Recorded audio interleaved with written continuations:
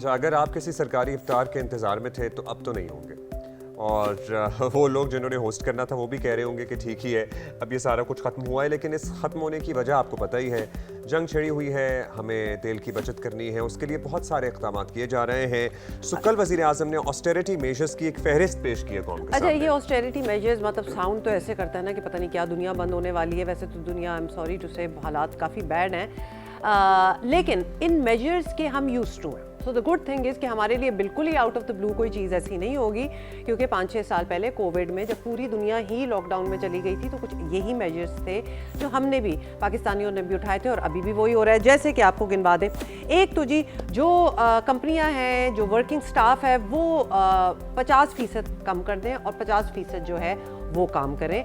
उसके अलावा work from home की भी एक सजेशन आ गई है, जिसमें 4 days ऑफ वर्किंग 4 days होगा ऑफिस इन पर्सन, और जो जुमा है वो वर्क फ्रॉम होम होगा। तो यानी एक एक्स्ट्रा छुट्टी आपको मंडे, समझने की वो मिल गई। वेडनेसडे, थर्सडे को आपको फिजिकली जाना होगा, एक दिन आपको वर्क फ्रॉम होम करना होगा। हम सरकारी दफातर की बात कर रहे हैं। फिर तालीमी इदारों में यूनिवर्सिटीज़ वगैरह ऑनलाइन मूव हो गई हैं, शिफ्ट हो गई हैं। 16 मार्च से 31 मार्च तक स्कूलों में छुट्टी का फैसला किया गया अच्छा, है। उसमें बचत ये हो गई क्योंकि ऑलरेडी ईद की छुट्टियां होनी ही होनी थी, तो वो हफ्ता तो चलना ही था ईद की छुट्टियों का, तो अभी एक हफ्ता और जो है वो छुट्टी कर दी गई है। स्कूलों ने स्प्रिंग ब्रेक करनी होती है ना, तो वो हाँ, ईद की वो भी छुट्टियां और साथ रमजान के आखिर के अशरे की छुट्टियां मिला के एक स्प्रिंग ब्रेक सी बना लेते हैं। लेकिन जाहिर है वो स्प्रिंग ब्रेक 23 मार्च को खत्म हो जानी थी, लेकिन अब 31 मार्च तक वो एक्सटेंड हो चलेगी। अच्छा, और फिर एक होता है ना कोविड की, अगर हम लॉकडाउन की बात करें तो उसमें तो मार्केट्स भी बंद थी एंड एवरीथिंग वाज क्लोज, तो वो अभी नहीं किया गया।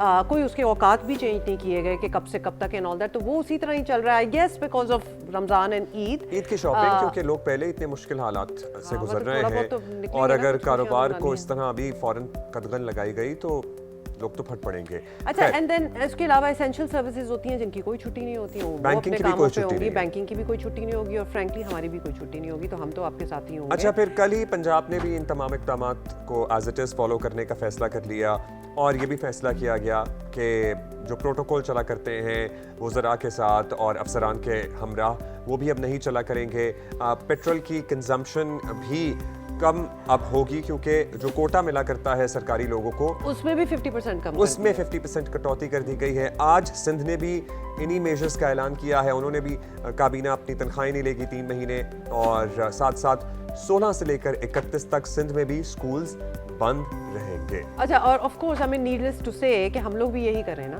कि जहाँ नहीं गैर ज़रूरी ट्रैवल वगैरह है, या फिर बहुत ही सौदे लेने भी 3-3, 4-4 बार घर से बाहर निकला जा रहा है, मतलब आई एम श्योर कि कोई खुशी से तो अब नहीं करेगा क्योंकि पैसे इतने लग रहे हैं, तो we need to like curb our requirements a little bit as well.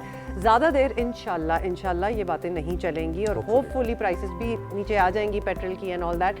मतलब ये वही दिन चल रहे हैं जिसमें यही दुआएं करनी है, तो कर लें ये दुआएं, और हालात जो हैं जल्दी से बेहतर हो।